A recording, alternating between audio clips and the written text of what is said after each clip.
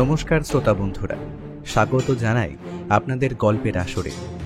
আজ আমরা আপনাদের জন্য নিয়ে হাজির হয়েছি লেখক সুকান্ত দাশের কলমে নিখিলেশ বক্সি সিরিজের একটি রোমহর্ষক থ্রিলার সাসপেন্স, অভিশপ্ত হীরক হত্যাকাণ্ড। তাহলে আর বেশি কথা না বলে শুরু করি আজকের গল্প। আশা করি খুব খুব ভালো লাগবে। আর এই রকম রহস্য রোমাঞ্চ গল্প যদি আরও শুনতে চান তবে কমেন্টে বলতে ভুলবেন না কিন্তু। হ্যাঁ নিখিলেশ, এবার কিন্তু ভদ্রলোককে আমি ভালোভাবে চিনতে পেরেছি। কিন্তু ভদ্রলোকের চেহারার কিন্তু অনেকটা পরিবর্তন হয়ে গেছে। হবে না, গোটা তিনটে বছর ধরে কেসটা চলছে। আসলে আমাদের আইন ব্যবস্থা কিন্তু এরকমই হয়, তা সেসব নিয়ে আমি খুব বেশি কিছু বলতে চাইছি না। সঞ্জয় চাকলাদার লোকটা বেশ বুদ্ধিমান লোক। তিনি গোটা ব্যাপারটাকে অন্যভাবে সাজিয়ে ফেলেছেন এবং তার মধ্যে সেই মূর্তির কথা তিনি কোথাও আনেননি। মূর্তিটা যে তিনি নিয়েছেন তার তো কোনো প্রমাণই নেই।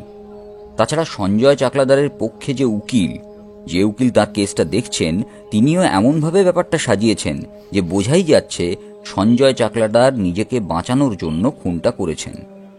আর বিকাশ হালদারের খুনে সঞ্জয় চাকলাদার যে জড়িত সেটা একমাত্র মোহনবাবুই হলেন তার প্রত্যক্ষদর্শী। এবার বুঝতেই পারছো কেন ভদ্রলোকের কাজটা গুরুত্বপূর্ণ। সমস্যাটা কোথায় বলো তো? আমি আসলে গোটা ব্যাপারটা ভুলে গিয়েছিলাম। কাল সারা রাত ধরে গোটা ব্যাপারটা মনে করার চেষ্টা করেছি, আর তাতেই আমার গোটা ব্যাপারটা মনে পড়ে গেছে। কিন্তু এখন তুমি কি করতে চাইছো সেটা যদি আমায় বলো। আমরা আসলে হাসপাতালে এসেছিলাম মোহনবাবুকে দেখতে। মোহনবাবু বিছানার পাশে বসেছিলেন। একা ভদ্রমহিলাকে দেখে বুঝতে পারলাম তিনি মোহনবাবুর স্ত্রী। মোহনবাবুকে প্রথমবার যেমন দেখেছিলাম, আজ তার শরীর আরও রোগা হয়ে এসেছে। মাথার উপর চোটটা যেন আরো বেড়ে গেছে, চোখের তলায় কালি, গোটা মুখ কেমন যেন কালচে হয়ে এসেছে। দেখেই বোঝা যায় ভদ্রলোকের উপর দিয়ে বেশ মানসিক একটা চাপ গিয়েছে। তবে তার ছাপ কিন্তু তার স্ত্রীর চোখে মুখেও রয়েছে।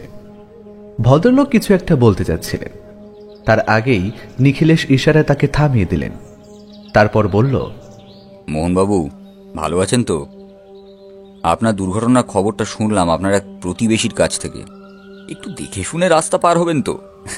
ঘোড়ার গাড়ি আজকাল একটু বেশি তাড়াহুড়োয় থাকে, আপনি বুঝতে পারেননি নিশ্চয়ই। মোহনবাবু প্রথমটা কেমন অবাক হয়ে গিয়েছিল, তারপর হঠাৎ যেন সে সবটা বুঝতে পারল। অতি কষ্টে বিছানার উপর উঠে বসতে বসতে বলল,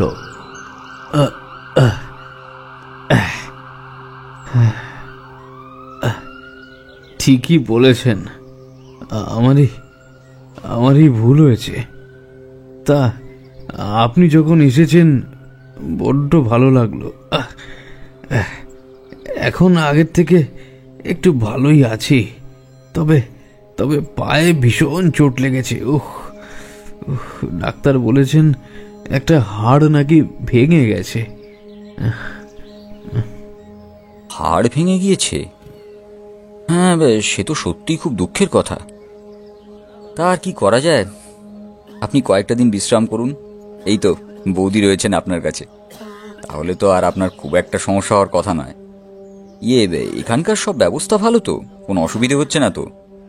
প্রথমে আমিও কিন্তু নিখিলেশের কথাগুলো শুনে কেমন অবাক হয়ে গিয়েছিলাম। তারপরে বুঝতে পারলাম আশেপাশে এত লোকজন রয়েছে, এদের মধ্যে যদি অপরাধীদের কেউ থাকে, এটা ভেবে হয়তো নিখিলেশ এখন কিছু বলতে চাইছে না, তাই সেইভাবে কথা ঘুরিয়ে যাচ্ছে। মোহনবাবুর সাথে টুকিটাকি সামান্য কথাবার্তা হলো। দাসবাবু এসেছিলেন, কিন্তু সে আমাদের সঙ্গে মোহনবাবুর কাছে আসেনি। গোটা ব্যাপারটা নিখিলেশ আগে থেকেই পরিকল্পনা করে রেখেছিল। কথাবার্তার পর আমরা ঘর থেকে বেরিয়ে এসে এক জায়গায় দাঁড়িয়ে নিজেদের মধ্যে কথা বলছিলাম। দাসবাবু কিন্তু সাদা পোশাকেই ছিলেন।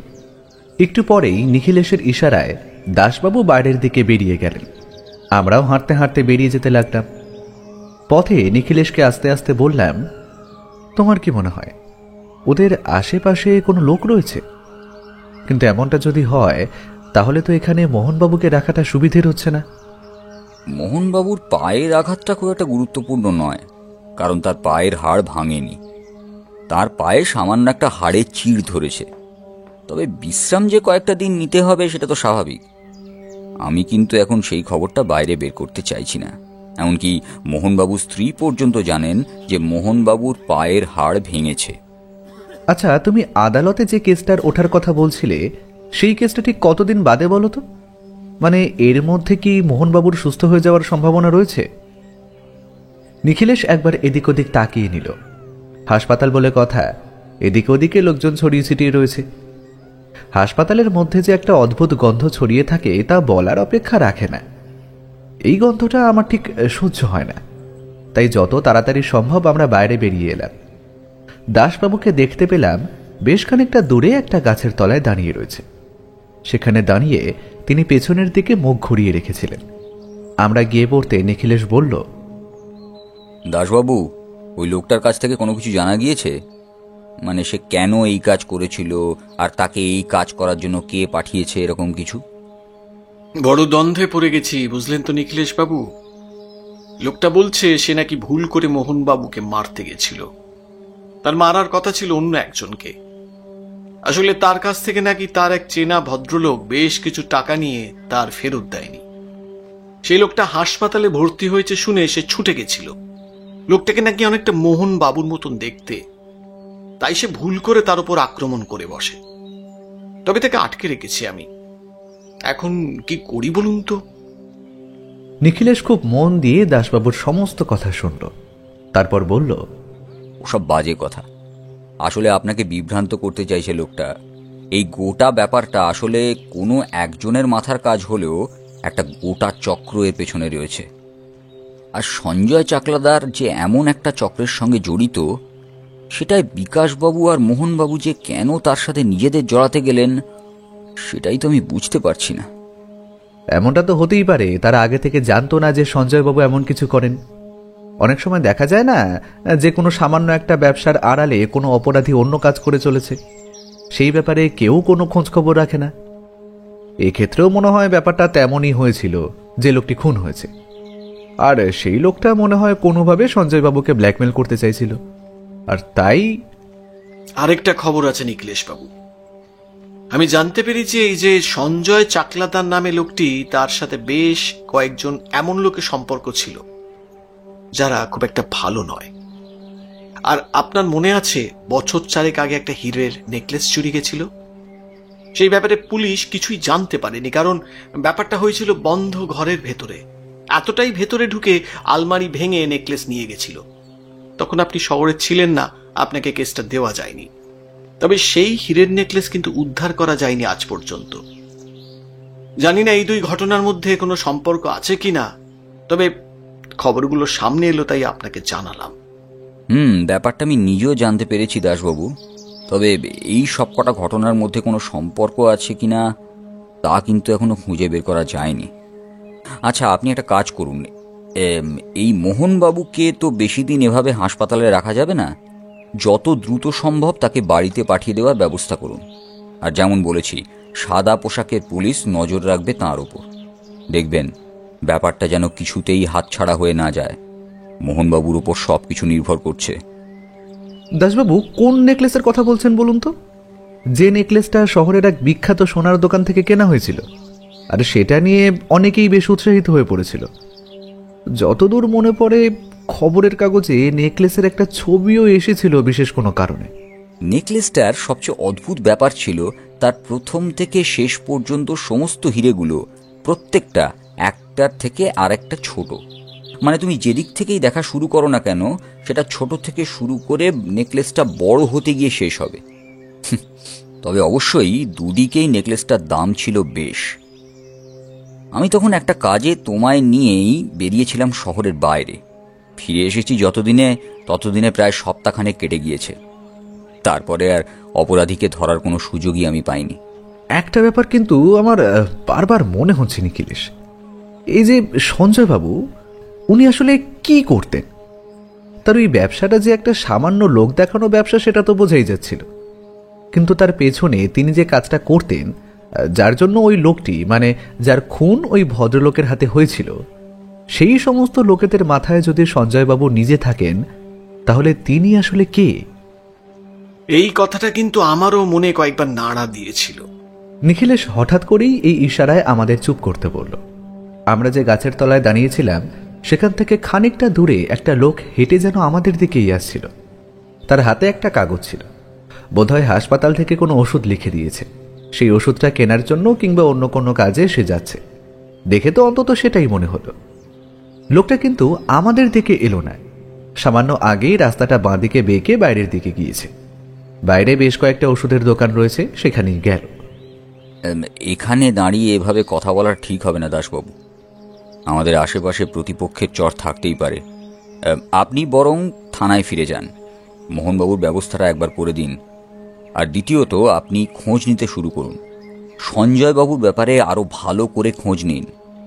জেলে থাকার সময় কিংবা মাঝে মাঝে তার উকিল তাকে যখন বাইরে বার করে নিয়ে এসেছিল, সম্প্রতি কেসটা শুরু করার জন্য তাকে পুলিশের হেফাজতে থাকতে হচ্ছে।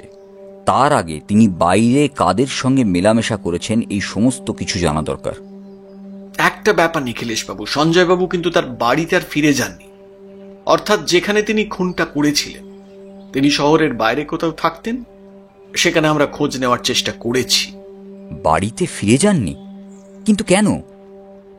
তাহলে তার বাড়িতে এখন কে থাকে? বাড়িটা ফাঁকাই থাকে। সঞ্জয় বাবুকে শেষবার যখন পুলিশ তুলে নিয়ে আসে তখন তিনি শহরের বাইরে ছিলেন।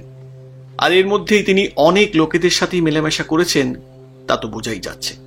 সবার ব্যাপারে খবর বার করা তো খুব একটা সহজ কাজ নয়, কিন্তু জেলে আসার পর তিনি যাদের সঙ্গে দেখা করেছেন তাদের খবর অন্তত বার করা যাবে। হ্যাঁ, আপনি তাহলে সেটাই করুন। আমি বরং অন্য কয়েকটা ব্যাপারে খোঁজ খবর নেওয়ার চেষ্টা করি। আমাদের বেশ কিছু কাজ আছে, তার মধ্যে তোমারও একটা কাজ আছে অমরজিৎ। আমরা তিনজন হাঁটতে হাঁটতে বাইরে বেরিয়ে এলাম। দাসবাবু নিজের মতোই চলে গেলেন। আমি আর নিখিলেশ একটা ভাড়ার গাড়ি ধরে বাড়িতে ফিরে এলাম। তখনও কিন্তু আমি বুঝতে পারছিলাম না এরপরে নিখিলেশ কি করতে চলেছে। মোহনবাবুকে পুলিশের সাদা পোশাকে পাহারা দিয়ে নিখিলেশ কাকে ধরতে চাইছে? আমাদের হাতে তো খুব বেশি সময় নেই। সেই সময়ের মধ্যে মোহনবাবুকে অপরাধীদের হাত থেকে বাঁচিয়ে রাখতে হবে।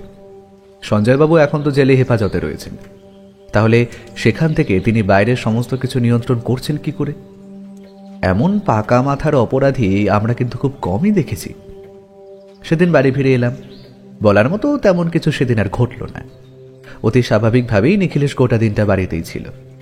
সারাদিন সে ঘরে বসে কাগজপত্র আর টেলিফোন নিয়ে ব্যস্ত হয়ে রইল। বারবার টেলিফোনে কারোর সাথে কথা বলতে লাগলো এবং খাতাপত্রে কি যেন লিখতে লাগলো। আমি বুঝতে পারলাম কেসটা নিয়ে ব্যস্ত রয়েছে, তাই আমিও তাকে আর বিব্রত করলাম না। আমি নিজের মতোই মোহনবাবুর কেসটা নিয়ে যে রহস্য উপন্যাসটা লিখেছিলাম সেটাই পড়তে শুরু করলাম, যদি আগের কেসের ব্যাপারে আরো কিছু মনে পড়ে। রাত্রের দিকে খাবার টেবিলে বসে নিখিলেশ কিন্তু কিছুই বলল না।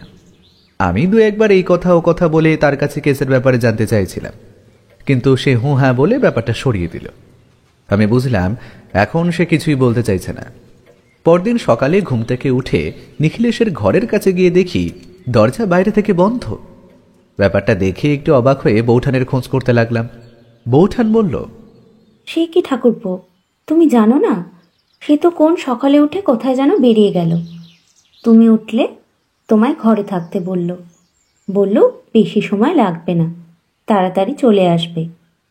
এর মধ্যে নাকি তার কয়েকটা দরকারি টেলিফোন আসতে পারে, তাই তোমায় টেলিফোনের কাছে থাকতে বলেছে। কি ব্যাপার বলো তো? ওই যে ভদ্রলোকের ব্যাপারে আর নতুন কিছু জানা গেছে? না, আমি তো কিছুই জানি না। তোমার কি মনে হয়? প্লিজ আমায় বলো না। একটা কেসে যখন ঢুকে পড়েছে তখন মুখ বন্ধ করা শুরু হয়ে গেছে। আমি তো কিছুই জানি না। মোহনবাবু হাসপাতাল থেকে বাড়িতে গিয়েছেন কিনা সেটাই তো জানি না। আর যে লোকটাকে নিয়ে সমস্ত সমস্যা, সেই লোকটাকে কিন্তু আমি এখনো একবারও চোখে দেখিনি। বলছিল তো দাসবাবুর সাথে করে নাকি একবার ওই সঞ্জয় নামক ভদ্রলোকের সাথে দেখা করতে যাবে।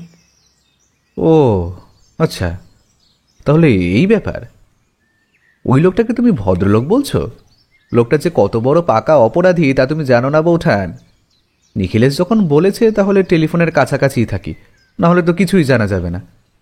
বৌঠান, তুমি বরং আমায় এক কাপ চা দিয়ে যেও তো। বৌঠানের হাতের এক কাপ চা খেয়ে টেলিফোনের কাছেই বসে রইলাম। টেবিলের উপর খাতা কলমগুলো এলোমেলোভাবে ছড়িয়ে রয়েছে। একবার ইচ্ছে হলো সেগুলো গুছিয়ে রেখে দিই। তারপর ভাবলাম থাক, নিখিলেশের কাছ থেকে তো কিছু জানা যাচ্ছে না, সব কিছু জানা যাবে টেলিফোনের কাছে। কিন্তু প্রায় দুপুর পর্যন্ত বসে রইলাম, কোনো কিছুই হলো না। একসময় প্রায় অধৈর্য হয়ে নিজের ঘরে চলে যাব ভাবছি, ঠিক তখন টেলিফোনটা এলো। টেলিফোনের কাছে গিয়ে টেলিফোনটা তুলে ধরে বললাম, হ্যালো। অপর প্রান্ত থেকে কিন্তু কোনো কথা শুনতে পেলাম না। হঠাৎ করে এমন একটা অদ্ভুত ভাব আমার মনে এসে জড়ো হলো। অপর প্রান্তে যে টেলিফোন ধরে রয়েছে তার দিক থেকে একটা অদ্ভুত শো শো শব্দ ভেসে আসছে। শুধু তাই নয়, যেন আরও কিসের একটা শব্দ শুনতে পাচ্ছি, কিন্তু লোকটা কথা বলছে না কেন? আমি যে আরও একবার হ্যালো বলবো সেটাও বলতে পারছিলাম না, কারণ বারবার মনে হচ্ছিল অপর প্রান্তের লোকটা যেন আমার কথা শোনার জন্য অপেক্ষা করছে। এসব ক্ষেত্রে নিখিলেশ সবসময় বলে, অপর প্রান্তে যে থাকবে তাকে কথা বলতে দেবে, তুমি প্রথমে কিচ্ছু বলতে যাবে না। তাই আমিও চুপ করেই রইলাম, অপর প্রান্তের লোকটিও চুপ করেই রইল। বেশ কিছুক্ষণ এভাবে চলার পর একটা খট করে শব্দের সাথে সাথে টেলিফোনটাকেও নামিয়ে রাখল। আমি বুঝতে পারলাম যে টেলিফোন করেছিল সে বোধহয় নিখিলেশকে খুঁজছিল। আমায় টেলিফোনে পেয়ে তাই আর কোনো কথা বলতে না পেরে টেলিফোনটা রেখে দিয়েছে। ব্যাপারটা নিয়ে কিন্তু গভীর চিন্তায় পড়লাম। প্রায় দুপুরের দিকে টেলিফোন এলো মোহনবাবুর। মোহনবাবু তার বাড়ি থেকেই টেলিফোন করলেন। মোহনবাবু জানালেন আজ দুপুরেই তিনি বাড়ি ফিরে গেছেন এবং ব্যাপারটা নিখিলেশকে জানিয়ে দেওয়ার জন্য টেলিফোন করেছে। যাই হোক, মোহনবাবুকে সাবধানে থাকতে বলে টেলিফোন রেখে দিয়েছি। খানিকক্ষণ পরে ঘরে এসে ঢুকলাম। নিখিলেশ আমার মুখ দেখে বোধহয় কিছু একটা আন্দাজ করতে পেরেছিল, তাই বলল, মোহনবাবু যে আজই বাড়িতে ফিরে যাবেন সেটা আমি জানি, কিন্তু সে খবর পেয়ে তো তোমার মুখের অবস্থা এমন হওয়ার কথা নয়। কে টেলিফোন করেছিল বলো তো? জানি না, কোনো কথাই তো বলল না। আমি একবার হ্যালো বলেছিলাম, কিন্তু অপর প্রান্ত থেকে তো কোনো কথাই শুনতে পেলাম না। আমার কথা শুনতে শুনতে নিখিলেশের মুখে কেমন যেন একটা চিন্তার ভাঁজ পড়েছিল। হঠাৎ করেই তার মুখটা কেমন যেন হাসিতে বদলে গেল। তারপরে বলল, তার মানে আমাদের কাজটা ঠিকই হয়েছে। নিশ্চয়ই এই সব কিছুর সাথে ওই সঞ্জয় চাকলাদারের বাড়ির কোনো একটা সম্পর্ক আছে। কি ব্যাপার বলো তো? মানে সঞ্জয় চাকলাদারের সাথে এই টেলিফোনের সম্পর্ক কি? ও, তোমায় তো বলা হয়নি। তুমি ভাবতে পারবে না অমরজিৎ, আসলে এই 3টে বছর ধরে সঞ্জয় চাকলাদার কত বড় একটা খেলা চালিয়ে গেছে। যদি মোহনবাবুর উপরে এই আক্রমণটা না হতো তাহলে হয়তো আমরা এদিকে একবারও তাকিয়ে দেখতাম না, কোনো কিছুই জানতে পারতাম না। মোহনবাবুর উপর আক্রমণটা হওয়ার জন্যেই এই সব কিছু আমাদের চোখে পড়ছে। তবে আরও একটা অবাক করার মতো খবর তোমাকে দিই, মোহনবাবুর উপর আক্রমণ করার কথা কিন্তু সঞ্জয়বাবু নিজে এখনো জানেন না। সত্যি বলতে আমার অবাক হওয়ার তখনও বাকি ছিল। চেয়ারের উপর বসে আমি অবাক গলায় বললাম, সে কি কথা? আমি তো এতক্ষণ পর্যন্ত ভেবে চলেছি মোহনবাবুর উপর আক্রমণটা সঞ্জয় চাকলাদার নিজেই করিয়েছেন। আর আমি ভাবলাম তুমি সেই কারণেই জেলে গিয়েছো, ভদ্রলোকের সাথে দেখা করে তাকে জিজ্ঞাসাবাদ করতে। কিন্তু এখন তুমি বলছো মোহনবাবুর উপর আক্রমণের কথা তিনি জানেনই না। নিখিলেশ জামাটা খুলে বিছানার একপাশে রাখতে রাখতে বলল, গোটা কেসটা এমনভাবে ছড়িয়ে আছে অমরজিৎ, এখন তোমাকে আমি কিছুই বলতে পারবো না। আমার আরও কয়েকটা দিন সময় প্রয়োজন। অন্তত গোটা ব্যাপারটা সমাধান না করে আমি এখন আর কিচ্ছু বলতে চাইছি না। যখন তখন কেসটা যে কোনো দিকে ঘুরে যেতে পারে। তুমি বলতে যখন চাইছো না তখন আমি তোমায় বিরক্ত করব না, কিন্তু একটা কথা আমায় বলো, বিকাশবাবুর খুনটা সত্যিই সঞ্জয় চাকলাদার করিয়েছিলেন তো, নাকি সেখানে অন্য কোনো ব্যাপার রয়েছে? আর ওই ওই যে বুদ্ধ মূর্তির মাথাটা আমাদের কাছে আছে, তার শরীরটা কার কাছে আছে বলো তো? আর গৌতম বুদ্ধের মাথার ভেতরটা তুমি ভালোভাবে দেখেছিলে, কেমন একটা পেঁচের মতন রয়েছে। অর্থাৎ নিশ্চয়ই ওটা দিয়ে কোনো একটা কৌটোর মতন কিছু ঢাকনা খোলা যায়। সেই রহস্যটা কিন্তু এখনো খুঁজে বার করা যায়নি। নিখিলেশ হেসে উঠল, তবে এসে এমনভাবে হাসলো যে আমি এমন একটা কথা বলে ফেলেছি যেটা এই মুহূর্তে বলার মতো নয়। আমি বললাম, কি হলো বলো তো? আমি এতটা হাসির মতো কি বললাম তোমায়? আচ্ছা, দাসবাবু যে কথাটা বলেছিল সেটা কি তুমি ভুলে গেলে? কোন কথাটা বলো তো? ভুলে যখন গেছো তখন থাক, দাঁড়াও জামাটা বদলে নি, কৃষ্ণাকে ডাকি, তারপর তোমায় কয়েকটা কথা বলছি। নিখিলেশ কিন্তু তখন কিছু বলল না। চায়ের কথা বলতেই বৌঠান রেগে উঠল। নিখিলেশ দুপুরের খাবার খেলো বিকেলের দিকে। তারপর খাওয়া দাওয়া সেরে ঘরের বিছানার কাছে এসে সামনে একটা খাতা খুলে বসল। বলল, এইবার আমায় বলো, বিকাশবাবু, মোহনবাবু আর সঞ্জয়বাবু মিলে যে ব্যবসাটা শুরু করেছিলেন সেটা কিসের ব্যবসা ছিল? লোহার একটা দোকান ছিল, মানে লোহা লক্করের ব্যবসা, আর ওই বন্ধকি ব্যবসা ছিল। আর একটা ব্যবসা কিসের ছিল সেই সম্পর্কে ঠিক মনে নেই। আর একটা ব্যবসা ছিল কাঁচা লোহা আমদানি রফতানি করার, আর সেই ব্যবসার বেশিরভাগটাই সামলাতেন সঞ্জয় চাকলাদার। বিকাশবাবু দেখতেন লোহা লক্করের দোকানটা, আর মোহনবাবু দেখতেন বন্ধকি দোকানটা। যদিও সকলেই তাদের ব্যবসা বদলে নিয়ে দেখতেন যাতে সবাই সব সম্পর্কে অবগত থাকতে পারেন, তবুও লোহা লক্করের আমদানি রপ্তানির দিকটা কিন্তু সঞ্জয় বাবুই বেশি দেখতেন। কিন্তু হঠাৎ করে তুমি এই প্রশ্নটা করছো কেন? দেখো অমরজিৎ, এই সঞ্জয় চাকলাদারের পক্ষে আমদানি রফতানির মাধ্যমে আরও অন্য কোনো রকম ব্যবসা করার সুযোগ কিন্তু ছিল বেশি। আমি আর দাসবাবু এই দুটো দিন ধরে ওই তিনজনের ব্যাপারে সমস্ত খোঁজখবর নিয়েছি। মোহনবাবুর পক্ষে ওই বন্ধকি কারবারের বাইরে তেমন কোনো কাজ করার দরকার পড়তো না। বিকাশবাবুর ক্ষেত্রে অনেকটা তেমনটাই ছিল। এর মধ্যে সমস্ত সুযোগ ছিল সঞ্জয় চাকলাদারের।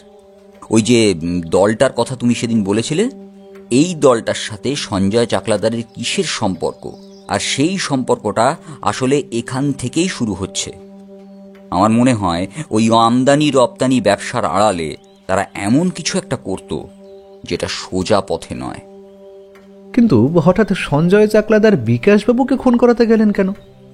যদিও তিনি নিজে খুনটা করেননি, তবে তুমি বলেছিলে যে লোকটা সঞ্জয় চাকলাদারের হাতে খুন হয়েছে, সে ওই খুনটা করেছিল। তাহলে তারা তিনজন যখন ব্যবসা করত, তাহলে এমনটা হলো কেন?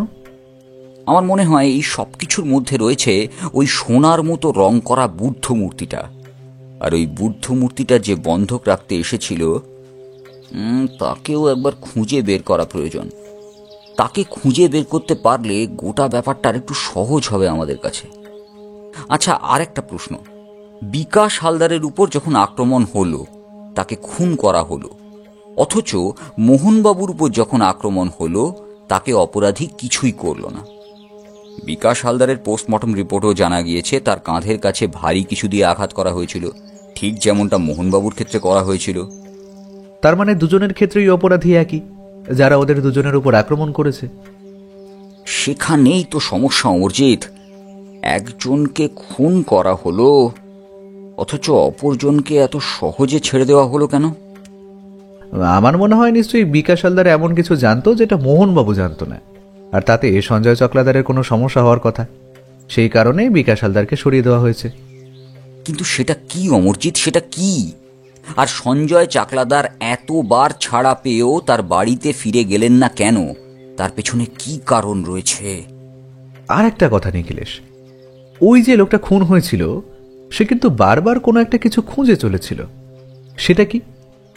সেটা কি ওই বুদ্ধ মূর্তিটা? নিখিলেশ কিন্তু এবার কোনো কথা বলল না, যেন নিজের মনে শকতোক্তি করে চলল।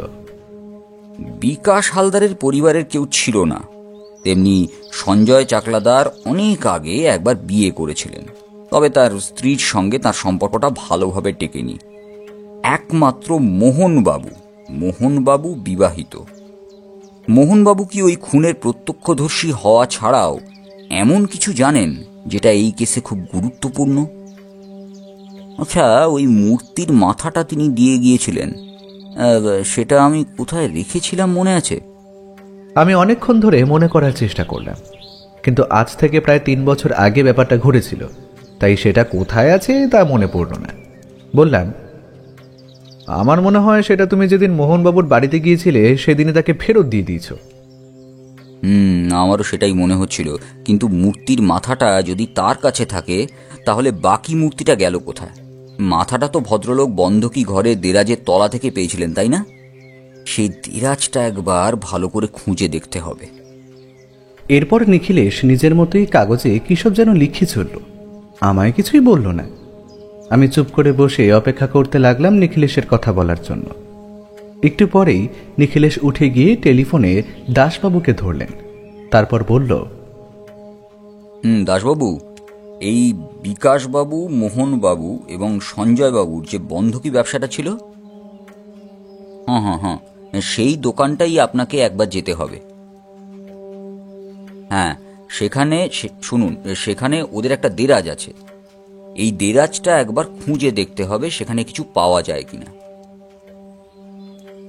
হ্যাঁ, আমার মনে হয় সেখান থেকে কিছু একটা পাওয়া গেলেও যেতে পারে, যদি না এর মধ্যে সঞ্জয় চাকলাদার সেখানে গিয়ে থাকেন। অপর প্রান্ত থেকে দাসবাবু কি বললেন সেটা আমি শুনতে পেলাম না, তবে নিখিলেশ টেলিফোন রাখার পরে বলল, ওই দেরাজটা অমরজিৎ, ওই দেরাজে নিশ্চয়ই কিছু একটা আছে। ওই দেরাজে যদি কিছু থাকতো তাহলে সেটা তো মোহনবাবু নিজেই দেখতে পেতেন। এই কেসটা শুরু হওয়ার পরে যখন সঞ্জয় চাকলাদারকে গ্রেপ্তার করা হয়, তারপরেও তো মোহনবাবু ওই দোকানটায় বসেছেন। এমনকি আমি যতদূর জানি দোকানটা তো তিনিই চালাতেন। না অমরজিৎ, না, আমার কেমন যেন মনে হচ্ছে ওখানে কিছু একটা আছে। সঞ্জয়বাবু যেটা লুকিয়ে রাখতে চেয়েছিলেন সেটা যদি তিনি তার বাড়িতে রাখতেন তাহলে তিনি নিশ্চয়ই সেখানে ফিরে যেতেন। একবার হলেও তিনি সেখানে যাননি, তার মানে সেটা সেখানে নেই। দোকানে আসার মতো সুযোগটা হয়তো তিনি পাননি, কারণ দোকানটা চালাতেন মোহনবাবু। সেখানে ঢুকতে গেলে তার দরজা ভেঙে ঢুকতে হবে, সেক্ষেত্রে ধরা পড়ার সম্ভাবনাটা বেশি। একবার মোহনবাবুকে নিয়ে ওই দোকানে যেতে হবে। আমাদের তো তাকে নিয়ে যাওয়া সম্ভব নয়, তার কাছ থেকে অন্তত চাবিটা জোগাড় করে আমাদের যেতেই হবে। নিখিলেশ যে দোকানে ঢোকার জন্য এবং কেসটা দেখার জন্য এত উৎসাহিত কেন হয়ে পড়ছিল সেটা আমি বুঝতে পারছিলাম না। তবে সে যখন কিছু একটা ভেবেছে, নিশ্চয়ই তার পেছনে কোনো কারণ রয়েছে। তাই আমি সেসব নিয়ে আর তাকে কিছু বললাম না। শেষমেশ নিখিলেশ আমায় তার পরিকল্পনার সামান্যটুকু জানালো। মোহনবাবু এবং তার বাড়ির উপরে সাদা পোশাকের পুলিশের নজর রয়েছে। মোহনবাবু কেসটা হাতে পাওয়ার পর থেকে, অর্থাৎ আজ থেকে প্রায় 3 বছর আগে থেকেই মোহনবাবুর সেই বন্ধকের দোকানের আশেপাশে কয়েকজনের সাথে কথাবার্তা বলে সেই জায়গার উপর একটা সামান্য নজর রাখার ব্যবস্থা ওরা করেই রেখেছিল। কারণ সঞ্জয়বাবুর কেসটা যতদিন না শেষ হবে ততদিন পর্যন্ত ওই দোকানে আসা যাওয়া সবার একটা ধারণা পুলিশ এবং নিখিলেশ নিজেও রাখতে চেয়েছিল। তবে এই সব কিছুর মধ্যে একবারও কিন্তু সঞ্জয় চাকলাদারকে ওই দোকানের কাছে যেতে দেখা যায়নি। তবে নিখিলেশের অনুমান অপরাধীদের দলের কেউ না কেউ দোকানের আশেপাশে বেশ কয়েকবার গিয়েছে এবং তাদের মধ্যে কেউ কেউ দোকানেও গিয়েছে। মোহনবাবুর পক্ষে তাদের সবাইকে জানা সম্ভব নয়। মোহনবাবুর কথায় যেই লোকটা ওই মূর্তিটা নিতে তার কাছে এসেছিল সেই লোকটা কিন্তু এর পরেও 2 বার তার কাছে এসেছিল। মোহনবাবু যতবারই তাকে বলেছে মূর্তিটা তিনি খুঁজে পাননি, ততবার সে কিন্তু আগের মতো হম্বিতম্বি না করেই ফিরে গিয়েছে এবং মোহনবাবুকে একরকম অনুরোধ করে গেছে সেই মূর্তির জন্য। তবে ওই দোকানের কাছে ছাড়া মোহনবাবু আর তাকে কোথাও দেখেনি। আরও একটা ব্যাপার নিখিলেশ আমায় জানালো, সেটা হলো সঞ্জয়বাবু নাকি আদালতে বলেছেন বিকাশবাবুকে যে খুন করেছে সেই লোকটার সাথে তার একটা কথা কাটাকাটি হয়েছিল। তারপর একদিন রাতের বেলা সেই লোকটাই তাকে বন্দি করে ওই বাড়িতে রেখেছিল, তার নিজের বাড়িতে, কারণ সে বাড়িতে সে একাই থাকত। রাতের বেলায় লোকটা ঢুকে তাকে বন্দি করে ফেলে। পরদিন সকালে যখন লোকটার সাথে তার হাতাহাতি শুরু হয় ঠিক তখনই মোহনবাবু সেখানে গিয়ে পড়েছিলেন, আর হাতাহাতিতে কোনোভাবে ছুরিটা গিয়ে পড়ে লোকটার গলায়, তাতেই তার মৃত্যু হয়। এমনবাবু সেই ব্যাপারটাকে ভুলেই ভেবে নিয়েছেন, কিন্তু মোহনবাবু এক বাক্যে বলেছেন তিনি দেখেছেন যে সঞ্জয়বাবুকে ওই লোকটার গলায় ছুরি বসাতে। এখন মোহনবাবু এবং সঞ্জয়বাবু দুজনের বক্তব্যকে একইভাবে রাখলে সঞ্জয়বাবু যে আত্মরক্ষার জন্য কাজটা করেছেন সেটা আদালত মেনে নিতে বাধ্য হতে পারে, আর তেমনটা হলে সঞ্জয়বাবু কিন্তু ছাড়া পেয়ে যাবেন। আর সবথেকে বড় হলো সেই সোনার জল করা গৌতম বুদ্ধের মূর্তির শরীরের বাকি অংশটা কোথায় গেল সেটা কেউ জানে না। ওই লোকটি সেদিন সঞ্জয়বাবুকেই মূর্তির কথা জিজ্ঞাসা করেছিল নাকি অন্য কিছু, আর যদি সেটাই হয় তাহলে সঞ্জয়বাবু বলেছিলেন তিনি ওই বাড়িতে সেটা রেখেছেন, অথচ সেটা বাড়ির কোথাও নেই। গোটা ব্যাপারটা নিয়ে নিখিলেশ আর আমি দুজনেই এমনভাবে ঘেঁটেছিলাম যে কোনো একটা সমাধানে আসতে পারছিলাম না। তবে এর পরদিন আমাদের জন্য যেটা অপেক্ষা করছিল সেটার জন্য সত্যি বলতে আমরা নিজেরাই অপেক্ষা করছিলাম না। পরের দিন সকাল 10টা নাগাদ নিজের ঘরে বসে রয়েছি, এমন সময় রামদয়াল এসে খবর দিল নিখিলেশের ঘরে একজন ভদ্রলোক এসেছে। নিখিলেশ তার ঘরে যেতে বলেছে। আমি নিখিলেশের ঘরে যেতে দেখতে পেলাম একজন অচেনা ভদ্রলোক নিখিলেশের ঘরে উল্টো দিকের চেয়ারে বসে রয়েছে। আমি গিয়ে ঢুকতেই নিখিলেশ বলল, সমৃদ্ধবাবু, এই যে অমরজিৎ এসে গেছে। এইবার আপনি আপনার কথাটা বলুন। আসলে এই গোটা কেসটা আমি আর অমরজিৎ দুজনে মিলেই তো তদন্ত করছি, তাই ওরও জানা দরকার। আপনি বলুন। ও তার আগে পরিচয় করিয়ে দিই। অমরজিৎ, ইনি হলেন ওই যে মোহনবাবুর যে বন্ধকি ব্যবসাটা রয়েছে, সেই ব্যবসার একজন অংশীদার বলতে পারো। গোটা ব্যবসাটা ওনারা দুজনে মিলেই দেখতেন। আসলে এই বন্ধকি ব্যবসাটা মোহনবাবুর একার পক্ষে বর্তমানে আর দেখা সম্ভব হচ্ছিল না। বুঝতেই পারছো, বিকাশবাবু মারা গেছেন, তাছাড়া সঞ্জয়বাবুও তো জেলে। তাই ব্যবসাটা বন্ধ করে মোহনবাবু শুধু এই ব্যবসাটাই দেখছিলেন, আর তাতেই এই সমৃদ্ধবাবু তাকে সাহায্য করতেন। নমস্কার অমরজিৎ বাবু, আপনার কথা এর আগে শুনেছি। নিখিলেশ বাবুর সাথে আপনি প্রতিটা কেস যেভাবে তদন্ত করেন, আর তাছাড়া আপনার লেখা বইয়ের কথা আমি শুনেছি। তবে ক্ষমা করবেন, বইপত্র আমার খুব একটা পড়া হয় না। আসলে বুঝতেই পারছেন, ব্যবসার কাজে সব সময় ব্যস্ত থাকতে হয়। এবার আপনি যেটা বলতে এসেছিলেন সেটা যদি বলেন সমৃদ্ধবাবু। যতদূর মনে পড়ছে দিনটি অনেক আগের কথা। মোহনবাবু হাসপাতালে ভর্তি হয়েছিলেন, আর তারপর তো দোকান আমি একাই দেখছিলাম। তার দিন তিনেক আগে একদিন দোকানে বসে রয়েছি, এমন সময় এক ভদ্রলোক এসে উপস্থিত হলো। ভদ্রলোককে দেখে আমার খুব একটা ভালো লাগলো না। ভদ্রলোক এসে জানালো এখানে তার একটা বুদ্ধ মূর্তি রয়েছে। তা আমি খাতাপত্র দেখে বুঝলাম সত্যি তার একটা বুদ্ধ মূর্তি এখানে থাকার কথা। তবে সেটা আজ থেকে অনেক বছর আগে এখানে জমা পড়েছে।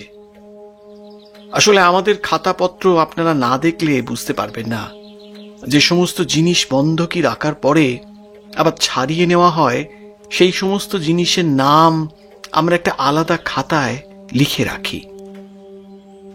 যে সমস্ত জিনিস ফেরত দেওয়া হয়নি, সেই সমস্ত জিনিস কত সালে জমা দেওয়া হয়েছে এবং কে জমা দিয়েছে, সেভাবে একটা খাতায় তালিকা তৈরি করা থাকে। 10 বছর আগেও যদি এই দোকানটা চালু থাকতো এবং কোনো জিনিস যদি ফেরত দেওয়া না হতো, তাহলে সেটাও খুঁজে পেতে আমার খুব বেশি সময় লাগতো না। তার বর্ণনা শুনে খুঁজতে খুঁজতে বুঝতে পারলাম আজ থেকে প্রায় 3 বছর আগে একটা সোনার বুদ্ধ মূর্তি এখানে রাখা হয়েছিল। ভদ্রলোকের নামের সাথে খাতায় লেখা নাম মিলিয়ে নিতেই বুঝলাম, হ্যাঁ, এখানেই ছিল। কিন্তু চাবি দিয়ে দেরাজ খুলে বুদ্ধ মূর্তি খুঁজে পেলাম না। একটু অবাক লাগলো। খাতায় তো লেখা রয়েছে, তাহলে মূর্তিটা এখানেই থাকবে।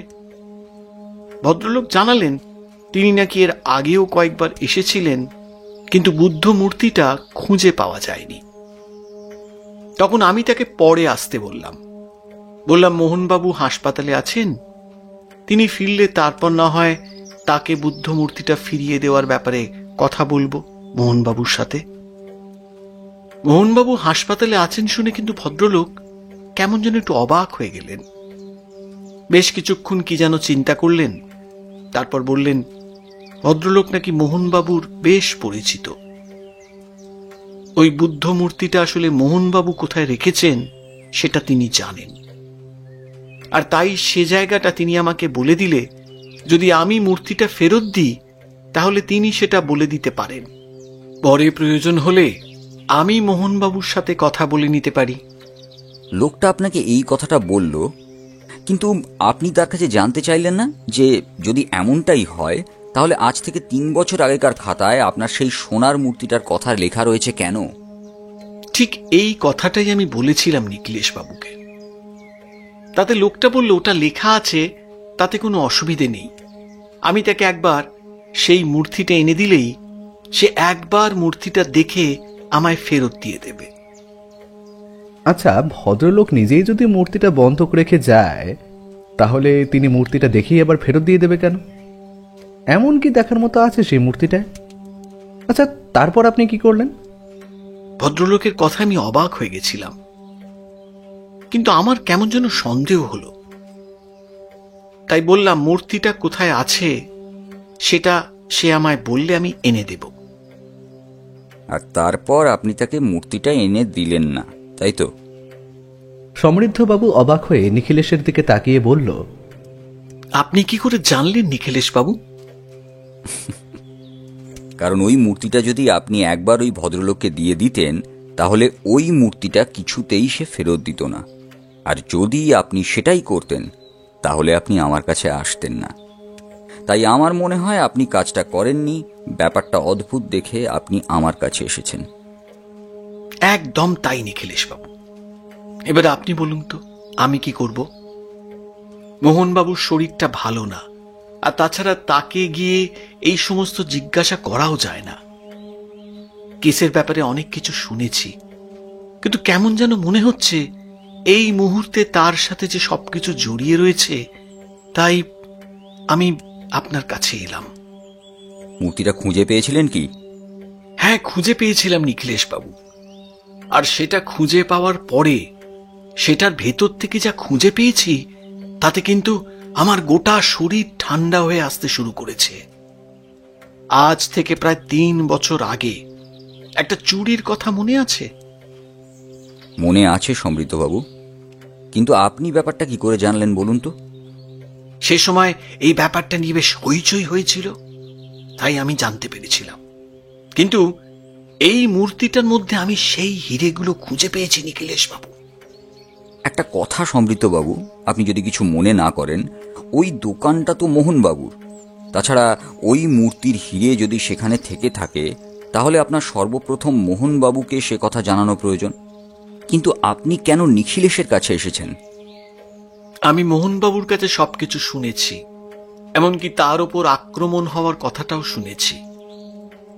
আমার মনে হয়েছে ওই মূর্তিটার সাথে এসব কিছু কোথাও না কোথাও জড়িয়ে রয়েছে। বাবার কিছুটা ধাত আমি নিজেও পেয়েছি, তাই আমার মনে হলো এই ব্যাপারটা এত সহজ নয়।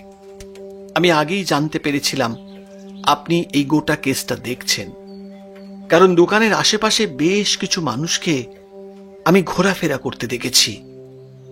তারা যে দোকানের ওপর নজর রাখছে সেটাও আমি জানি। মোহনবাবুকে আমি এসব বলতাম না, তিনি বলতেন এটা হবেই, একটু সাবধানে থাকলেই হলো, দোকানের ভেতরে যেন কেউ ঢুকে আসতে না পারে। কিন্তু মোহনবাবু যে আমাদের বলেছিল দোকানের উপর খুব বেশি কেউ আর নজর রাখছে না।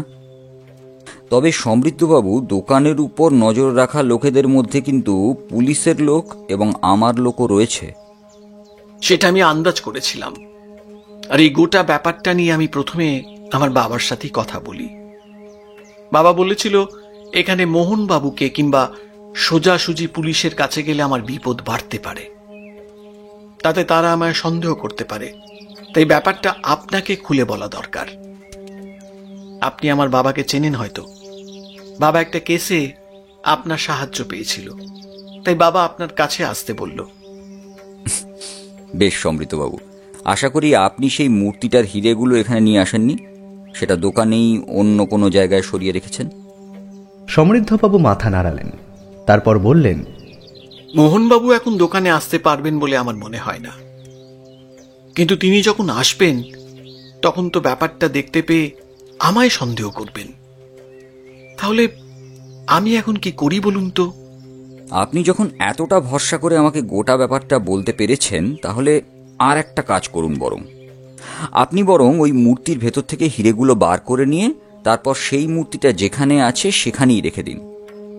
আপনাকে আর বেশি কিছু করতে হবে না।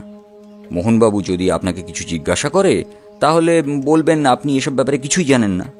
আর ওই লোকটি যে আপনার কাছে এসে আপনাকে মূর্তির ব্যাপারে বলেছিল সে কথাও তাকে বলবার দরকার নেই। বেশ নিখিলেশ বাবু, আপনি যখন বলছেন তাহলে সেটাই হোক।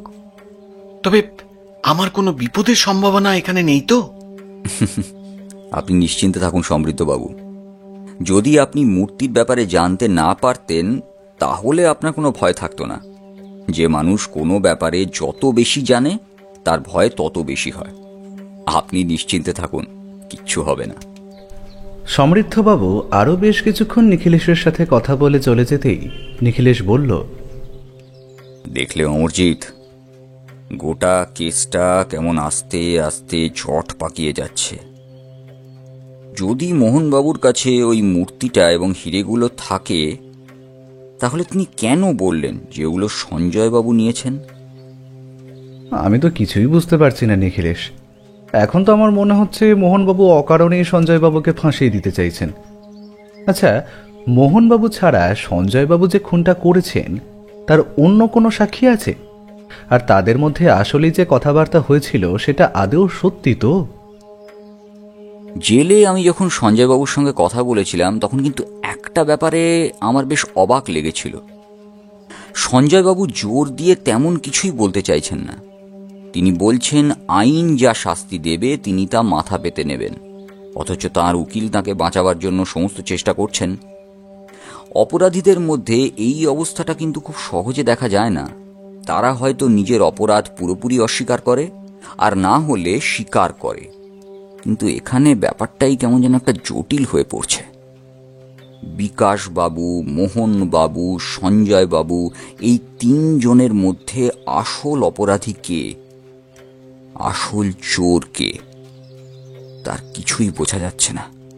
আর যদি সেটাই হয় তাহলে সঞ্জয়বাবু কেন বললেন যে জিনিসটা ওই লোকটা খুঁজছে? সেটা তার বাড়িতেই তো আছে। অমরজি, তুমি ভুলে যাচ্ছ সঞ্জয়বাবু যে কথাটা বলেছেন সেটা মোহনবাবু আমাদের বলেছেন। আমরা তো নিজে কানে শুনিনি। তিনি মিথ্যে বলতে পারেন, কিন্তু সঞ্জয়বাবু চুপ করে আছেন কেন? তাহলে কি সত্যিই খুনটা তিনি করেছেন? নিখিলেশের দিকে তাকিয়ে বুঝতে পারছিলাম যে সে ভেতরে ভেতরে এই জটিল কেসটা নিয়ে ঘেঁটে চলেছে, কিন্তু বাইরে তা প্রকাশ করতে দিচ্ছে না। আমি কিন্তু আর কিছুই ভাবতে পারছিলাম না, তাই বললাম, ধুর, কিছুই মাথায় আসছে না।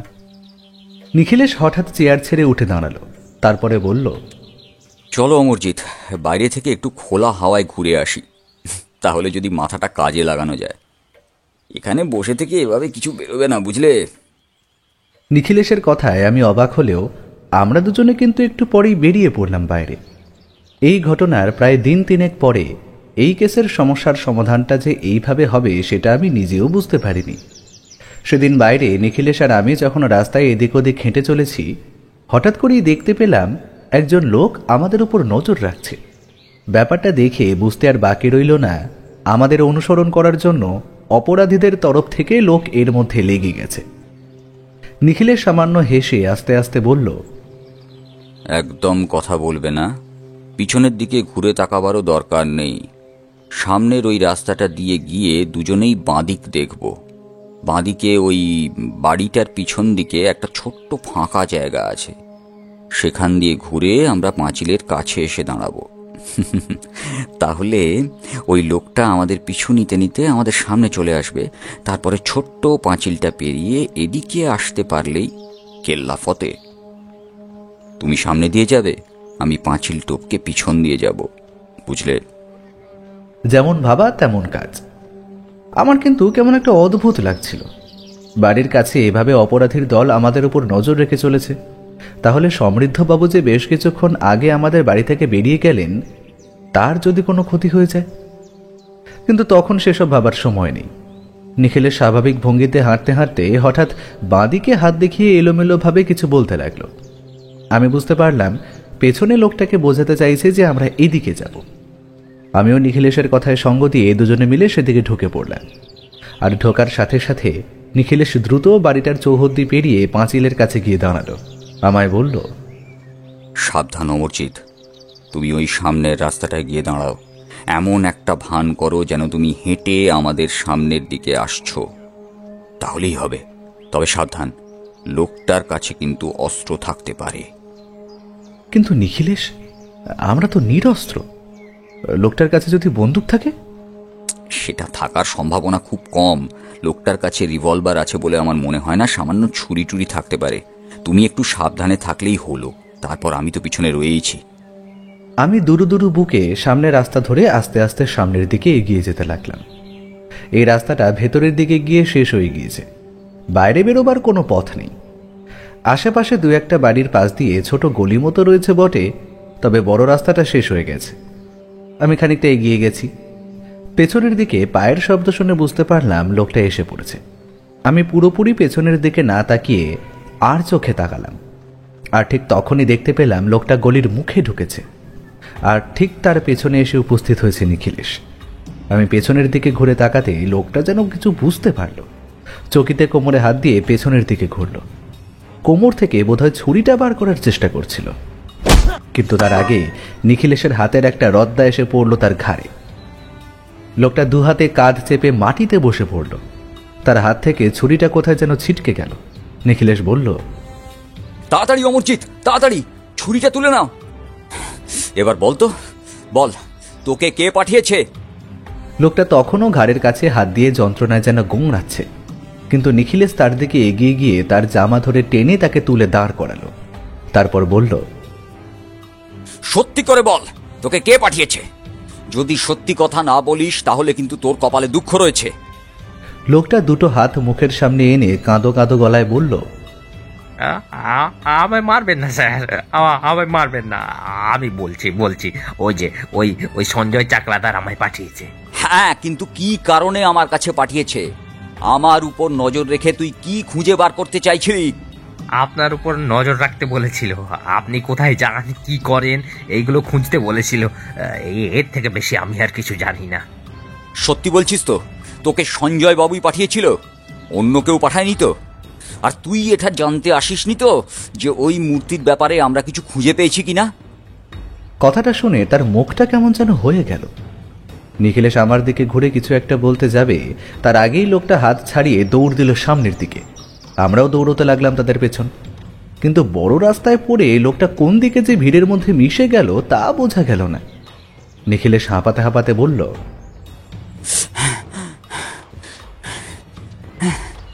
আর একটু সচেতন থাকা দরকার ছিল অমরজিৎ। লোকটা হাতে এসেও পালিয়ে গেল। কিন্তু সঞ্জয় চাকলাদার আমার উপর নজর রাখার জন্য ওকে পাঠাতে যাবে কেন সেটাই তো বুঝতে পারছি না। যদি সঞ্জয় চাকলাদার পাঠায় তাহলে ওকে তো মোহনবাবুর ওপর নজর রাখতে পাঠাবে। তোমার কি মনে হয় অন্য কেউ ওকে পাঠিয়েছে আমাদের উপর নজর রাখতে? ভেবেছিলাম বাইরে বেরিয়ে মাথাটা ঠান্ডা হওয়া একটু পরিষ্কার হবে, কিন্তু বাইরে বেরিয়ে তো দেখছি আরো জট পাকিয়ে গেল মাথাটা। অমরজিৎ, এখন একটা পুরো দিন আমাকে বিশ্রাম নিতে হবে। নিখিলেশের বিশ্রাম আসলে কি জিনিস তা আমি ভালোভাবেই জানি। নিখিলেশ যখন কোনো কেস নিয়ে খুব গভীরভাবে চিন্তা ভাবনা করে তখন প্রায় গোটা একটা দিন সে তার ঘরেই থাকে, শুধু খাওয়ার সময় আর স্নানের সময় ছাড়া বাইরে আসে না। সে সময় তাকে বিরক্ত করার কোনো নিয়ম নেই।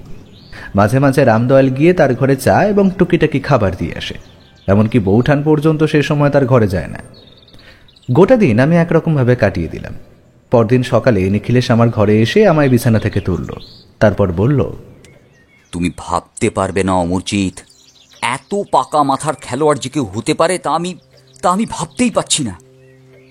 এতগুলো বছর ধরে আমাদের সম্পূর্ণ টুপি পরিয়ে রাখা হয়েছিল অমরজিৎ, টুপি পরিয়ে রাখা হয়েছিল আমাদের।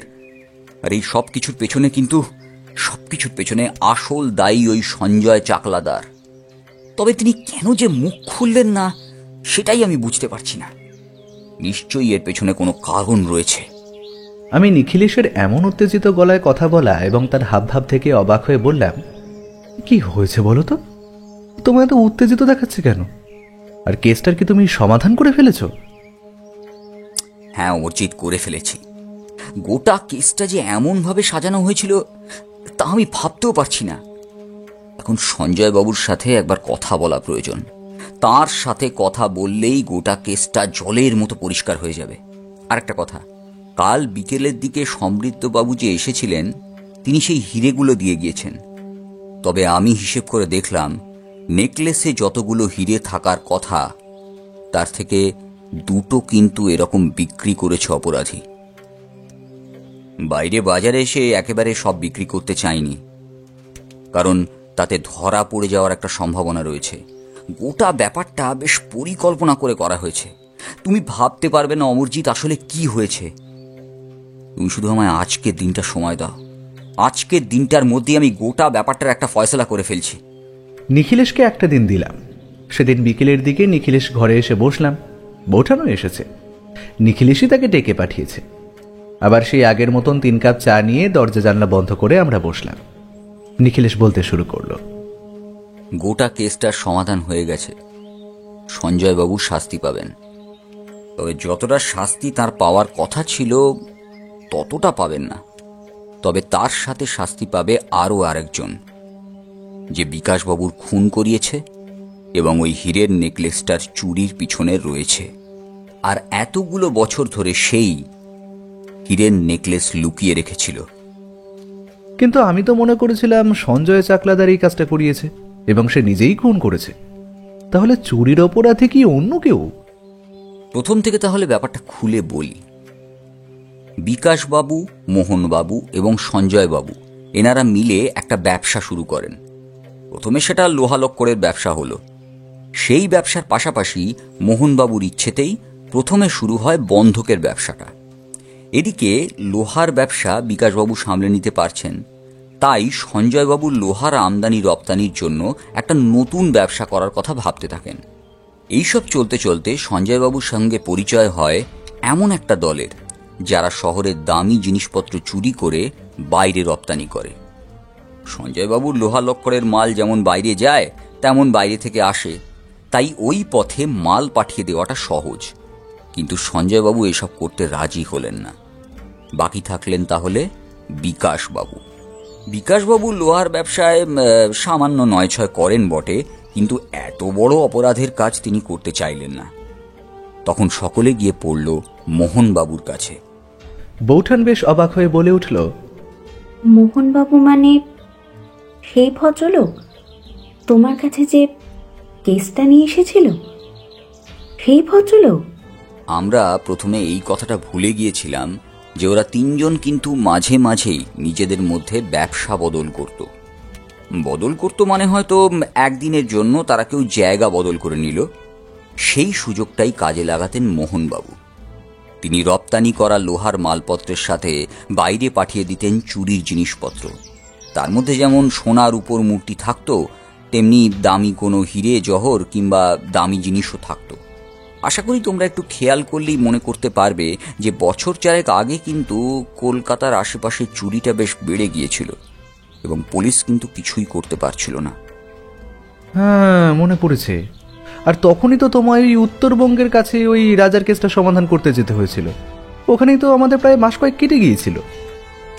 তারপর যা বলছিলাম, মোহনবাবু সেই সুযোগটা কাজে লাগায়। অপরাধীদের চক্রের সঙ্গে মিলে সময় সুযোগ বুঝে তাদের চুরি করা জিনিসপত্র বাইরে রপ্তানি করতে থাকে। আর একবার এখান থেকে চলে যাওয়া জিনিসপত্র খুঁজে পাওয়া পুলিশের কর্ম নয়। এই সমস্ত করতে করতে একদিন ওই নেকলেসের হিরেগুলো কোনো একটা বুদ্ধ মূর্তির মতো দেখতে লোহার তৈরি কৌটোর মধ্যে করে দিয়ে যায় মোহনবাবুর চেনা একজন। কিন্তু মোহনবাবুকে যাতে সন্দেহ না করা হয় তাই খাতায় লিস্ট করে সেটা তুলে রেখে দেয়। কিন্তু খাতার লিস্ট মেলাতে গিয়ে কোনোভাবে সেটা বিকাশবাবু দেখতে পেয়েছিলেন এবং মোহনবাবুর অবর্তমানে সেটা সঞ্জয়বাবুও দেখতে পান। এমন একটা সোনার বুদ্ধ মূর্তি দেখে তাদের বেশ অবাক লাগে, তাই তারা মূর্তিটা হাতে নিয়ে বুঝতে পারেন যে মূর্তিটা বেশ ভারী, আর সেখানেই তাদের খটকা লাগে। মোহনবাবু বুঝতে পারেন যে মূর্তিটা নিয়ে একটা সন্দেহ তৈরি হয়েছে, তাই সেটা আর ওখানে রাখা যাবে না। কিন্তু এই বন্ধকি দোকান হলো তাদের চোরাই মাল রাখার আস্তানা। বন্ধকি দোকানে বেশিরভাগ সময় মোহনবাবু থাকেন, তাই তিনি হিসেবের খাতায় সব লিখে রাখেন। যদি কোনো সময় পুলিশের জেরা হয় তাহলে তাতে বন্ধকি মাল হিসেবে ওই সমস্ত কিছু দেখানো যেতে পারে। মোহনবাবু পড়লেন এবার বিপদে। ওই সোনার বুদ্ধ মূর্তি নিয়ে সকলের মধ্যে একটা চাঞ্চল্য তৈরি হয়েছে, অথচ সেটা তিনি ফেরত দেওয়ার কিংবা লুকিয়ে রাখার সময়ও পাচ্ছেন না। এইদিকে শহরে তখন হীরের নেকলেস চুরি নিয়ে সবাই চারদিকে জেনে গেছে। এমনকি জাহাজে মাল পাঠানোর সময় তল্লাশি করা হচ্ছে যাতে ওই সোনার নেকলেস কোথাও বাইরে না চলে যায়। মোহনবাবু পড়লেন মহাবিপদে। তখন তিনি ওই মূর্তিটা দেরাজের নিচ থেকে খানিকটা উপরে একটা গোপন খোপে লুকিয়ে রাখলেন। এবার সেখান থেকে কোনোভাবে সেটা সন্ধান পেয়ে গিয়েছিলেন আমাদের সঞ্জয়বাবু, এবং সেই দেরাজের ভেতরের গোপন খোপ থেকে খুঁজে বার করে সেখান থেকে হিরে বার করে নেয় সঞ্জয়বাবু। আর সেই হিরেগুলো নেওয়ার সময় বুদ্ধমূর্তির মাথাটা বাইরে পড়ে গিয়েছিল। আমার মনে হয় সঞ্জয়বাবু এ ব্যাপারে মোহনবাবুর সঙ্গে কথা বলেন, মোহনবাবু বলেন যে এই ব্যাপারে তিনি কিছুই জানেন না। তারপর বিকাশবাবুর সঙ্গে ওদের কথা হয়, কিন্তু কেউ কিছু জানে না। অথচ ওটা ওখানে এলো কি করে? তিনজন তিনজনকে সন্দেহ করতে থাকে। এই সুযোগে সঞ্জয়বাবু বোধহয় লোভের বশবর্তী হয়ে ওটাকে ওখান থেকে সরিয়ে নেন। কিন্তু তিনি জানতেন না ওটা সরিয়ে নেওয়ার আগে ওর ভেতর থেকে সমস্ত হিরে কেউ বার করে নিয়েছে। একই রকম তৈরি করা বুদ্ধমূর্তি মোহনবাবু কাজে লাগাতেন ছোট ছোট দামি জিনিস পাচার করার জন্য। তাই এমন দেখতে একটা বুদ্ধ মূর্তিতে তিনি হিরেগুলো আবার রেখে ওই দেরাজেরই আশেপাশে কোথাও একটা অন্য খোপে লুকিয়ে রাখেন, যাতে সময় হলে সেখান থেকে বার করে নেওয়া যায়। কিন্তু তার আগেই বিকাশবাবু ব্যাপারটাকে নিয়ে মোহনবাবুকে চাপ দিতে থাকেন। তাই একটা গল্প তৈরি করেন মোহনবাবু। তাঁর ওপর নাকি আক্রমণ করা হয়েছিল ওই মূর্তির জন্য, আর ওই মূর্তিটা নাকি ওই দেরাজের পিছনের খোপ থেকে চুরি গিয়েছে। আসলে সেটা ছিল দেরাজের নিচের খোপে। কিন্তু তখন সত্যি তিনজনের কেউই জানতো না আসলে ওটা ওখানে কে রেখেছে। বিকাশবাবু বোধহয় কিছু একটা সন্দেহ করেছিলেন, তাই তাকে খুন করা হয়। তারপর সঞ্জয়বাবু মূর্তিটা নিয়ে গিয়ে তার বাড়ির বাগানে মাটির তলায় লুকিয়ে রেখেছিলেন। কিন্তু সঠিক সময় সেটা খুঁড়ে দেখা যায় যে তার মধ্যে কিচ্ছু নেই। এদিকে যে গোটা দলটা ওই হিরে চুরি করেছিল তারা আবার হিরে খুঁজতে আসে। তখন মোহনবাবু একটা নতুন গল্প তৈরি করেন। তিনি চেয়েছিলেন যে গোটা হিরেটাই তিনি আত্মসাৎ করবেন এবং সময় সুযোগ বুঝে একটা একটা করে বিক্রি করবেন। ওই দেরাজের তলায় নির্দিষ্ট খোপে সেটা থাকলে কেউ কোনো দিন খুঁজে পাবে না। কিন্তু তিনি যদি নিয়ে যেতেন সেই হিরেগুলো, তাহলে তার বিপদ হতে পারত। মোহনবাবু বলেন সেই মূর্তিটা নিয়ে গেছে সঞ্জয় চাকলাদার। এদিকে সঞ্জয়বাবু তার মধ্যে বাইরে কোনো একটা কাজে গিয়েছিলেন। ফিরে আসার পর তিনি এই অপরাধের খবর পান। আমার মনে হয় সেদিন ওই যে লোকটি সঞ্জয়বাবুর হাতে খুন হয়, সেই লোকটি নিজেই ডেকেছিল মোহনবাবুকে। মোহনবাবু সেখানে গিয়ে যখন দেখেন তার পরিকল্পনা ব্যর্থ হয়েছে, সঞ্জয়বাবুর হাতে লোকটা খুন হয়ে গেছে, তখন সে পালিয়ে আসতে থাকে। কারণ সে তো জানতো আশপাশে আমি নজর রেখেছি। গোটা ব্যাপারটা সে এমনভাবেই পরিকল্পনা করেছিল যাতে সঞ্জয়বাবুকে অপরাধী বলে মনে হয়। এমনকি আমি নিজেও মনে করেছিলাম যে সঞ্জয়বাবুই অপরাধী। তার বাড়িতে ওই লোকগুলো বারবার আসার আসল কারণ হলো আসলে তারা তার কাছ থেকে ওই মূর্তিটা বার করার জন্য চাপ দিচ্ছিল। তারপরে তো সঞ্জয়বাবু গ্রেফতার হন এবং মোহনবাবু তখন বলেন যে মূর্তিটা চুরি করেছে সঞ্জয়বাবু। কিন্তু কেসটায় মোহনবাবু জেতার খুব কম সম্ভাবনা ছিল, কারণ সঞ্জয়বাবু জানিয়ে দিয়েছিলেন তিনি নিজেকে বাঁচানোর জন্য খুন করেছেন। তাই হঠাৎ করে এখন কেস শুরু হওয়ার মাস দুয়েক আগে যখন মোহনবাবুর দুর্ঘটনা ঘটে, তখন সেটা পুলিশের চোখে মনে হয় একটা চক্রান্ত। আর ঠিক তখনই সেই সুযোগটা মোহনবাবু কাজে লাগান। কিন্তু সেই হিরেগুলো তো তোমার কাছে রয়েছে, আর ওই বুদ্ধ মূর্তিটার সন্ধান তাহলে সমৃদ্ধবাবু কি করে পেলেন? যে লোকটি মূর্তিটা নিয়ে আসতো সে মূর্তিটার ভেতর থেকে সঠিক সময় দুটো হিরে বার করে বিক্রি করে দিয়েছিল। সে হয়তো ভেবেছিল যে সমৃদ্ধবাবু এইসবের সঙ্গে পরিচিত, কারণ মোহনবাবুই তাকে কাজে রেখেছেন। তাই মোহনবাবুর অবর্তমানে সে সেখান থেকে একটা হিরে বার করে নিতে চায়। সে হয়তো ভেবেছিল যে সমৃদ্ধবাবু মোহনবাবুকে এ কথা যদি বলেনও তাতে মোহনবাবু কিছুই মনে করবেন না, কারণ এই লোকটি ছিলেন নতুন লোক যাকে মোহনবাবু হিরে বিক্রির জন্য কাজে লাগাচ্ছিলেন। অথচ সমৃদ্ধবাবুর সামনে হিরে বার না করলেই হলো। কিন্তু সমৃদ্ধবাবু ব্যাপারটা বুঝতে পারেন, কারণ তিনি আগেই বলেছেন তার বাবা পুলিশ অফিসার। ছোট থেকেই তিনি এই সমস্ত ব্যাপার নিয়ে একটু কৌতূহলী স্বভাবের। যদি তিনি ব্যাপারটা না দেখতেন তাহলে হয়তো আমরা এখনো ভাবতাম সঞ্জয়বাবুই অপরাধী। এবং তার বাড়ির বাগানে পুঁতে রাখা ওই সোনার রং করা মূর্তিটা থেকে হিরে না পেয়ে ভাবতাম তিনি শহরের বাইরে হিরেগুলো বিক্রি করেছেন। তার মানে তোমরা সঞ্জয়বাবুর বাড়ির উঠোন থেকে ওই মূর্তিটা খুঁজে পেয়েছো? সঞ্জয়বাবু বলেছিলেন ওই জিনিসটা তার বাড়িতে আছে, অথচ তার বাড়িতে তো নেই।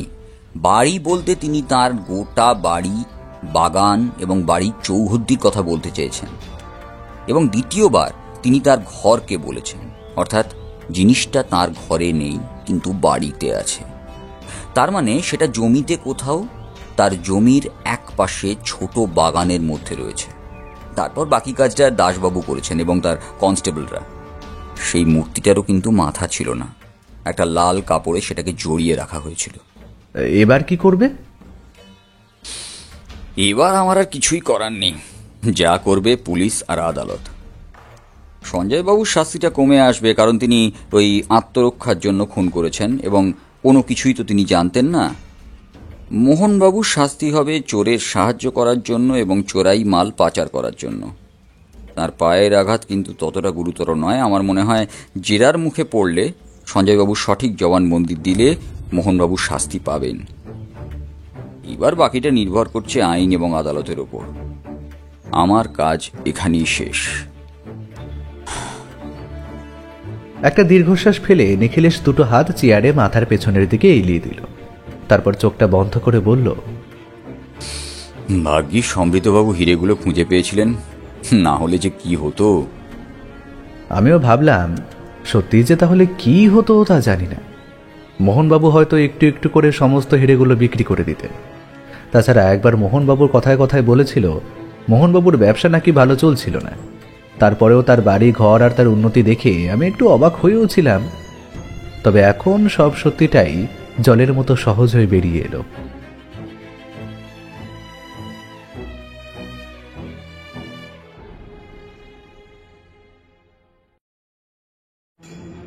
আপনারা এতক্ষণ শুনছিলেন লেখক সুকান্ত দাশের কলমে অভিশপ্ত হীরক হত্যাকাণ্ড। তাহলে কেমন লাগলো আমাদের আজকের নিবেদন? কমেন্টে জানাতে ভুলবেন না কিন্তু। আর প্রতি সপ্তাহে দারুণ দারুণ সব গল্প শুনতে চ্যানেলটি সাবস্ক্রাইব করে পাশে থাকতে ভুলবেন না কিন্তু। অসংখ্য ধন্যবাদ।